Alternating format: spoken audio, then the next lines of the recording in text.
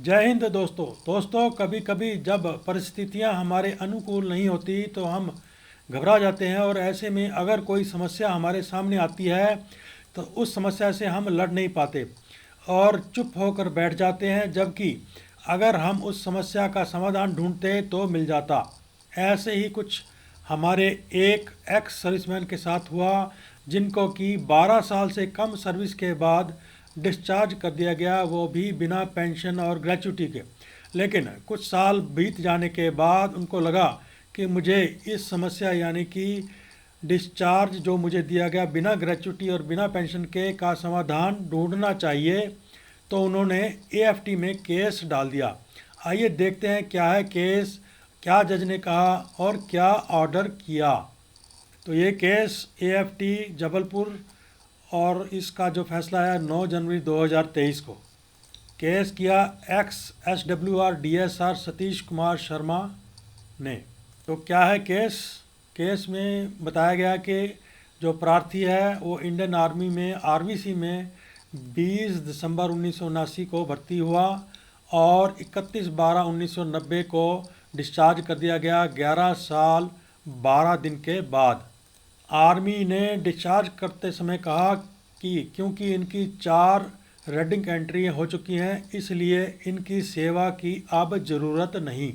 तो जो पहली परेशानी इस एप्लीकेंट के पास आई थी कि वो ये केस 26 साल बाद कर रहे हैं, यानी कि 90 में डिस्चार्ज गए, उसके बाद 2016 में इन्होंने केस किया।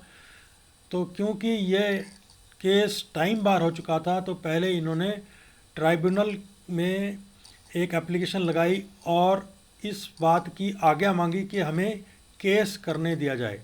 तो ट्राइब्यूनल ने 4/9/2018 में आदेश दिया कि आप केस कर सकते हैं। अब तो इसमें प्रार्थी कहता है कि मेरी सर्विस इतनी मानी जाए कि मैंने, जिससे कि ये सिद्ध हो कि मैंने पेंशन कमाई है, और जब मैंने पेंशन कमा लिया है तो मुझे पेंशन भी दी जाए, और जो पेंशन मुझे अभी तक नहीं दी गई उसके ऊपर 12% का ब्याज भी दिया जाए। तो इस पर सरकारी वकील ने कहा कि ये आदतन अपराधी है और इसके अगेंस्ट 4 रेडिंग एंट्री है, जो जिसमें से कि 3 ये लीव से जो छुट्टी है उससे बाद में आया, लेट आया, और एक में ये भगौड़ा हो गया।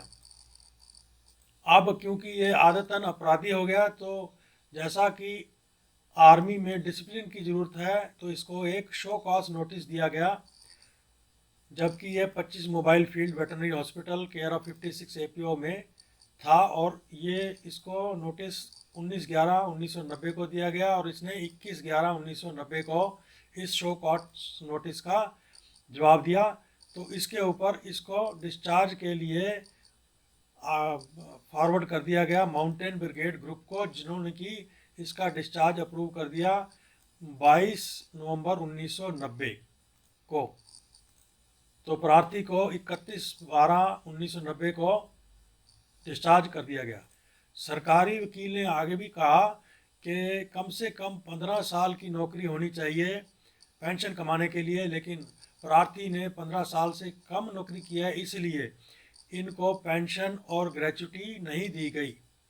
तो जज ने 2-3 बातें कही। उसमें से पहली था कि सिर्फ जो सोल्जर्स, जो फौजी हैं जो डिसमिस हो चुके हैं उनको पेंशन नहीं मिलेगी, जो डिस्चार्ज हुए हैं उनको आर्मी एक्ट और रूल के तहत पेंशन मिलेगी, चाहे वो रेडिंग एंट्री के कारण ही डिस्चार्ज क्यों ना हुए हों। तो सरकारी वकील ने आगे कहा कि जो पटिशनर है इसने तो जब हमने इसको शो कॉज नोटिस दिया तो इसने कहा कि मैं डिस्चार्ज जाने को तैयार हूँ बिना पेंशन के, इसलिए भी इसको पेंशन नहीं दी जानी चाहिए। तो जज ने कहा कि ये कोई कारण नहीं है, इंडिविजुअल कुछ भी कह सकता है, हम रूल के हिसाब से सिर्फ जो डिसमिस्ड हैं सोल्जर्स उनको पेंशन नहीं मिलती, जो डिस्चार्ज हैं उनको पेंशन ज़रूर मिलेगी। तो एएफटी ने एक ऑनरेबल सुप्रीम कोर्ट का केस नंबर 321/35/2015 जो वीरेंद्र कुमार दुबे ने किया था, उसका रेफरेंस भी दिया और कहा कि उस केस में भी रेटिंग एंट्री हुई थी और उसको वीरेंद्र कुमार को पेंशन मिली थी।